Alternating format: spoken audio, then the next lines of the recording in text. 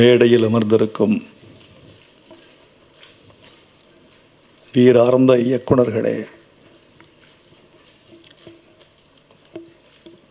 அருமை நண்பர் சேரன் அவர்களே,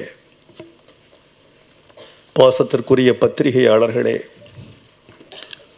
ஊடக உறவுகளே, உங்கள் அனைவருக்கும் எனது அன்பான வணக்கத்தை தெரிவித்துக் கொள்கிறேன்.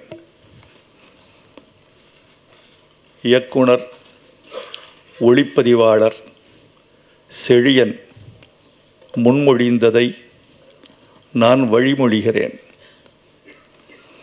தமிழ் சினிமாவில் எப்போதுமே காலந்தோறும் என்று சொல்லலாம் 3 பேர்களின் ஆதிக்கம் அதிகமாக இருக்கும். ஒவ்வொரு காலகட்டத்தில் ஒவ்வொருவரின் ஆதிக்கம். தயாரிப்பாளர்களின் ஆதிக்கம் ஒரு குறிப்பிட்ட காலகட்டம். நடிகர்களின் ஆதிக்கம் அது ஒரு குறிப்பிட்ட காலகட்டத்தையும் தாண்டி தொடர்கிற ஆதிக்கம். 3வது முக்கியமான ஆதிக்கம் இயக்குனர்களின் ஆதிக்கம். தயாரிப்பாளர்களின் ஆதிக்கம் அதிகமாக இருக்கும்போது செல்வம் பொருளும், செல்வம் வளரும். நடிகர்களின் ஆதிக்கம் அதிகமாக இருக்கும்போது அரசியல் வளரும்.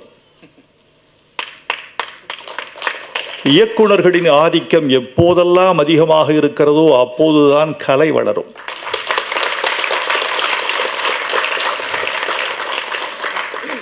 இன்று இளைய தலைமுறை இயக்குனர்கள் சிலரும், மூத்த தலைமுறை இயக்குனர்கள் ஒரு மூவரும் இந்த மேடையில் கொலுவிட்டிருக்கிறார்கள்.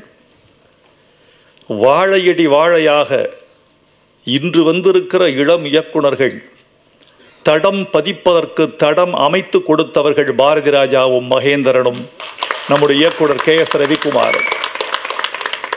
இன்னும் பல பேரை நான் சொல்ல முடியும். இந்த மேடையில் இருப்பதனாலும் அவர்கள் மீது நான் கொண்ட காதலினாலும் நான் சில செய்திகளை சொல்ல வேண்டும் என்று ஆசைப்படுகிறேன். தமிழ் சினிமா என்பது சினிமாவை பார்த்தே எடுக்கப்பட்டு கொண்டிருந்த காலகட்டத்தில் வாழ்க்கையை பார்த்து சினிமா எடுத்தவர்கள் மகேந்திரனும் பாரதி ராஜா அவர்களும். இந்த மேடையில் எனக்கு கிடைத்த இந்த இளம் இயக்குனர்கள் எவ்வளவு உணர்ச்சி வசப்படுவார்களோ அதற்கு சற்றும் குறையாமல் நானும் உணர்ச்சி வசப்பட்டுத்தான் இந்த மேடையில் நிற்கிறேன். காரணம், மகேந்திரன் அவர்களும் பாரதி ராஜா அவர்களும் ஒரு மேடையில் அமர்ந்திருக்கிறார்கள் என்பதே நமக்கு ஒரு பரவசமான காட்சி என்பதை இந்த மண்டபம் மறக்கக்கூடாது. அந்த 2 பேருடைய தடம் ஒற்றித்தான் இன்றைக்கு இருக்கிற இளம் இயக்குனர்கள் வந்திருக்கிறார்கள் என்று சொல்வதில் எனக்கு எந்த தயக்கமும் இல்லை. சூரியனின் பாதிப்பு இல்லாமல் இந்த பூமி என்கிற கிரகத்தில் எந்த ஒரு உயிரும் இல்லை என்பது மாதிரி மகேந்திரன், பாரதி ராஜா, பாலச்சந்தர் போன்றவர்களின் பாதிப்பு இல்லாமல் இளம் இயக்குனர்கள் இருப்பதற்கு வாய்ப்பு இல்லை என்பது என் எண்ணம். அதனால் நான் அவர்களையும் போற்ற வேண்டும், இளம் இயக்குனர்களை வாழ்த்த வேண்டும், சேரனையும் போற்ற வேண்டும். சேரன் எதையும் நுட்பமாக பார்க்கிற பார்வை உள்ளவர். எதையும் மேலோட்டமாக பார்ப்பது வேறு. எந்த பொருளை எடுத்துக்கொண்டாலும் அந்த பொருளின் அடி ஆழம் வரை சென்று தன் பார்வையை, சமூக விமர்சனத்தை, தன் கலை நேர்மையை அந்த பாத்திரத்துக்குள் புகுத்தி அதை வெளியே கணக்கச்சிதமாக கொண்டு வரக்கூடிய ஆற்றல் உள்ளவர் சேரன். வெற்றி தோல்வி என்பது 2ஆம் பட்சம், முயற்சிதான் முதல் பட்சம்.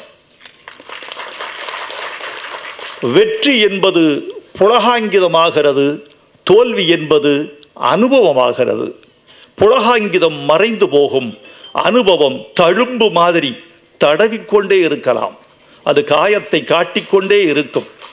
அந்த அனுபவம் தான் அடுத்த தலைமுறைக்கு ஒருவனை இட்டு செல்கிறது. அவருடைய தவமாய் தவமிருந்து என்ற படத்திற்கு நான் பாட்டு எழுதவில்லை. ஆனால் நண்பர்கள், எனக்கு நான் ஒரு படம் பார்க்க வேண்டும் என்றால் ஊரே என் காதில் வந்து ஓத வேண்டும். நானா போய் பார்க்க மாட்டேன். அதெல்லாம் சின்ன வயசுல சிவாஜி எம்ஜிஆர் படம் பைத்தியம் பிடித்து கீற்று கொட்டகையில் அடைந்த காலம். கல்லூரிக்கு படிக்க வந்த பிறகு கொஞ்சம் சூஸ் பண்ணி பார்க்கக்கூடிய பழக்கம் வந்துட்டது. 70 கல்லூரிக்கு வந்த உடனே இதெல்லாம் வேணாம், இதை பார்ப்போம் என்று சூஸ் பண்ணக்கூடிய ஒரு பக்குவம் அப்போ வந்தது.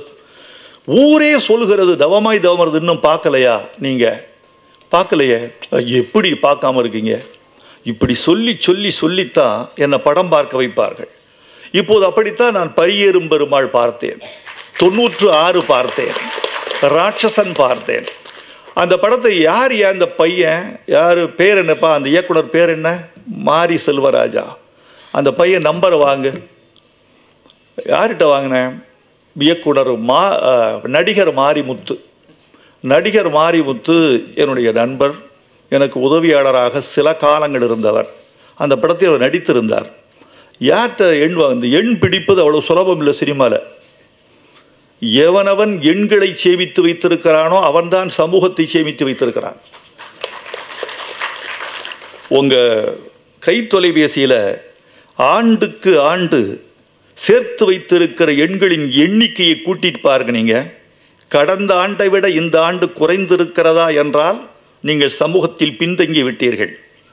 கடந்த ஆண்டை விட இந்த ஆண்டு எண்கள் கூடியிருக்கிறது என்று சொன்னால் சமூகத்தின் நீரோட்டத்தோடு நீங்கள் நகர்ந்து கொண்டிருக்கிறீர்கள் என்று அர்த்தம்.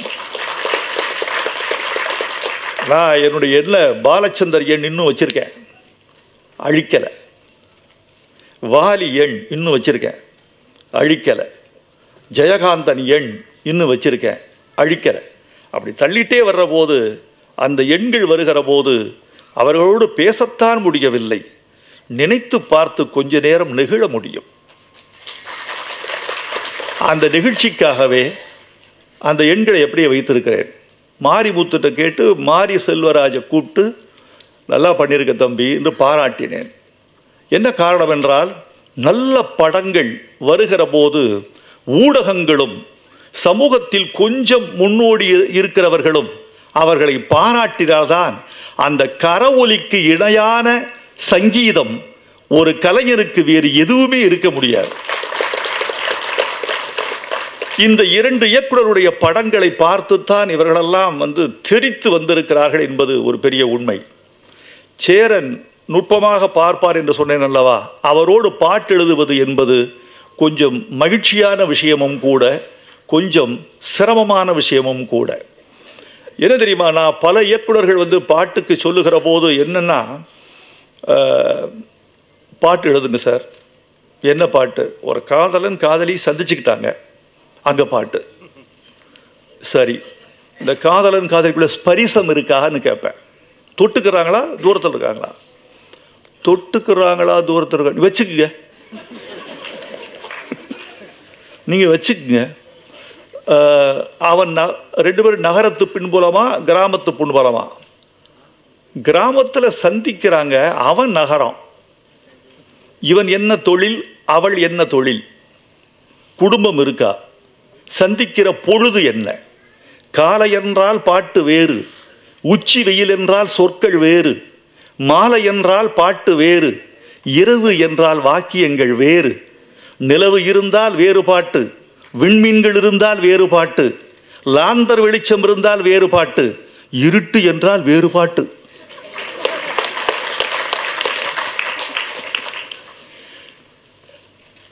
பாரதிராஜாருக்கு மேடையில் ஏன் எனக்கு பேச சந்தோஷமா இருக்கும்னா, மனுஷன் குழந்தையா குதிப்பார். இங்க பாருங்க, இருட்டு என்றவுடன் வேறுபாட்டு என்றவுடன் யாருமே ரியாக்ட் பண்ணல, அவரை தவிர. ஒரு கலைஞன், உடம்பெல்லாம் கலை, மனசெல்லாம் ஒரு குழந்தையா இருப்பார். இன்னும் அவர் குழந்தையாக இருப்பதனால் இன்னும் அவர் இளமையான இயக்குனராக இருக்கிறார். நான் பல பேருடைய உளவியல் தெரிந்துதான் பாட்டு எழுதுறோம். நான் அதிக நேரம் எடுத்துக்கிறோம். உளவியல் தெரியணும், இவர்கள் என்ன நினைக்கிறார்கள் என்று துப்பறிந்து எழுதுவது நல்ல பாட்டு. இயக்குனர் என்ன நினைக்கிறார், பாத்திரங்கள் எதை கோருகின்றன, அவர்களின் மனநிலை, உடல் மொழி, அவர்கள் பேசுகிற மொழி, அவர்களின் உயரம், நிறம். நிறம் பார்த்தெல்லாம் பாட்டு எழுதியிருக்கேன். அந்த யார் உன் படத்துக்கு ஹீரோ காந்தி கிருஷ்ணா சார், இந்த ஜி.கே. ரெட்டின்னு ஒருத்தர் இருக்கார்ல, ஆமாம் எனக்கு தெரியும், ஜாடிக்கு ஏற்ற மூடி எடுத்தவர். அவர் பையன் எப்படி இருப்பார் ஆள்? அவர் மாதிரி கொஞ்சம் இளங்கருப்பு, கருப்பு, ஓ பையன் பார்த்துருக்கேன், ஒரு உயரமாக இருப்பார், அவர் கருப்பு இல்லை அவர். இதில் தான் பாட்டு பிறந்தது. ஆரிய உதடுகள் உன்னது, திராவிட உதடுகள் என்னதுன்னு போட்டேன். அந்த பெண் வெள்ளை, அந்த படத்தில் எடுத்த கதாநாயகி பேர் மறந்துட்டேன். அந்த உங்கள் நினைவாற்றலை ரொம்ப போற்றுகிறேன். ரொம்ப மகிழ்ச்சி. கதாநாயகியை மறக்காத மேனேஜர்.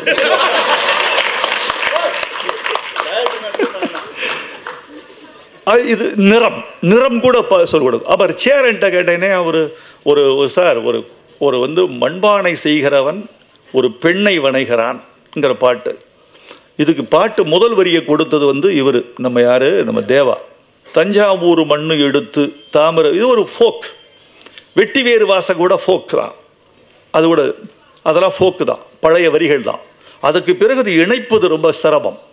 தஞ்சாவூர் மண்ணு எடுத்து, நான் அப்புறம் கேட்டேன், ஏப்பா நல்ல விஷயமா இருக்க, எல்லா ஊர் மண்ணும் எடுத்துருவோமா? தஞ்சாவூர் மண்ணு தாமரை எல்லா ஊர் மண்ணு எடுத்து எப்படி சார் எடுப்பீங்க? எடுத்து பார்ப்போம், முயற்சி பண்ணுவோம். இந்த பாட்டுக்கு சேரனுக்கு ஒரு பெரிய, இந்த பாட்டுக்காக சேரனுக்கு நான் பாராட்டி சொல்ல வேண்டும். இது பாட்டல்ல, ஒரு வரலாறு, கடல் கடந்த வரலாறு. இந்த பாட்டு, ஒரு பாட்டு எழுதணும்னா இப்படி ஒரு நினைவை அது கிளப்பி விட்டு செல்ல வேண்டும், தடம் பதிக்கணும் ஒரு பாட்டு. பாட்டு என்பது போகிற போக்கில் கலைந்து போகிற பாசிங் கிளவுட் அல்ல, கடக்கும் மேகம் அல்ல. ஒரு பாட்டு நிற்கணும். இன்னைக்கு பல படங்களுக்கு பாட்டு தான் முகவரி. முல்லை மலர் மேலேன்னு பாட்டு வந்தோன்ன உத்தமபுத்திரன் வந்துருது நமக்கு. கண்ணில் மின்னல் போல் காணுதேன்னு சொன்னோன்னா நாடோடி மன்னன் வந்துருது. பட்டுச்சேலை காற்றாடன்னு சொன்னோம் தேவரை பிலிப்ஸ் வந்துருது, ஞாபகம் வந்துருது. பாட்டு என்பது முகவரி. இந்த பாட்டுக்கு இருந்த வரலாறு பெரிய வரலாறு சேரன். நானும் என் நண்பர் சிங்கப்பூர் விமான நிலையத்தின் வெளிவட்ட சாலையில் மாலையில் ஒரு வாக்கிங் போயிட்டு இருக்கோம், நடைப்பயிற்சி. பேசிட்டே போகிறோம். தூரத்தில் ஒரு பெரியவர், அவர் பக்கத்தில் கொடையோட ஒரு இளைஞர், 2 பேர் வந்தாங்க. நாங்கள் அப்படி கடக்கிற போது என்னை பார்த்தார். அவர் பார்த்துட்டு, நீங்கள் வைரமுத்து தானே? ஆமையா, என் பேர் வைரமுத்து. என்னங்கய்யா? உங்கள் பாட்டிலேயே எனக்கு ரொம்ப பிடிச்ச பாட்டு தஞ்சாவூர் மண் எடுத்து. ஏன் அப்படி கேட்டேன். என்னுடைய பூர்வீகம் தமிழ்நாடு. மூதாதையர்கள் காலத்தில் நாங்கள் இடம்பெயர்ந்தோம். புலம்பெயர்ந்து வந்த தமிழன் நான். ஆனால் என் பூர்வீகம் எது என்று எனக்கு தெரியாது. 3 தலைமுறைகளுக்கு முன்னால் இடம்பெயர்ந்து வந்து விட்டோம். இந்த பாட்டை கேட்கிற போது இந்த ஊருக்குள்ள ஒரு ஊர் தான் என் பூர்வீகமோ என்ற ஏக்கத்தை என் நெஞ்சில் இது எழுப்புகிறது. அதனால் இந்த பாட்டு வருகிற போதெல்லாம் பாஞ்சாலங்குறிச்சியா, கஞ்சனூரா, சங்ககிரியா, நான் தேடி இது இருக்குமோ என்று நான் கேட்டு கேட்டு பரவசப்படுகிற பாட்டு இது என்று சொன்னார். கடந்துட்டார். இவர் பேர் என்ன? இவர் நாதன். சிங்கப்பூர் அவர் என்னவா இருக்காரு? சிங்கப்பூரின் ஜனாதிபதியா இருக்காருனார். He was a sitting president. சிங்கப்பூர்ல ஆண்டு கொண்டிருந்த ஜனாதிபதி நாதன். அப்புறம் எனக்கு ஒரு தொலைபேசியில் பேசினாரு, நண்பர்களானோ, அது வேற விஷயம். அப்ப தெரியாது. இதெல்லாம் முக்கியம் தம்பி. சேரன், உங்களுக்கும் இந்த தமிழுக்கும் தேவாவுக்கும் அந்த பாடிய கிருஷ்ணராஜ், இவங்களுக்கெல்லாம் ஒரு வரலாறு இருக்கு. நாதன் இறந்துட்டார். சிங்கப்பூர் ஜனாதிபதி இறந்துட்டார். அவருடைய சடலம் கிடத்தப்பட்டிருக்கு. அகில உலக பிரதிநிதிகள்லாம் அஞ்சலி செலுத்துவதற்கு. சிங்கப்பூர் சின்ன நாடாக இருக்கலாம், மூர்த்தி சிறிதாயினும் கீர்த்தி பெரிது, வீரியமிக்க நாடு. உலக பிரதிநிதிகளாக வந்திருக்கிறாங்க எல்லாரும். ஒரு 120 நாடுகளின் பிரதிநிதிகள் வந்திருக்கிறாங்க அஞ்சலி செலுத்த. ஒரு சீன அமைச்சர் ஒலிபெருக்கி முன்னாடி வராரு.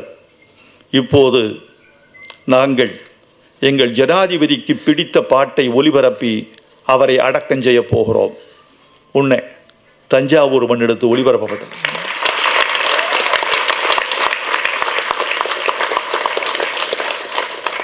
சேரன் நீங்க படம் பண்ண வந்ததுக்கு இது போதும்யா உமக்கு. சொல்றதுக்கு ஒரு வரலாறு இருக்கு. இதை நான் பதிவு பண்ணியிருக்கேன். இது சொல்வதற்கு ஒரு வரலாறு. இப்படி ஒரு வரலாறு இருந்தால் போதும் இல்லையா? நிறைய பேசணும் வேண்டாம், போதும். நிறைய பேசணும்னு ஆசையாக இருக்கு. இது பெரியவர்கள் பேசணும்.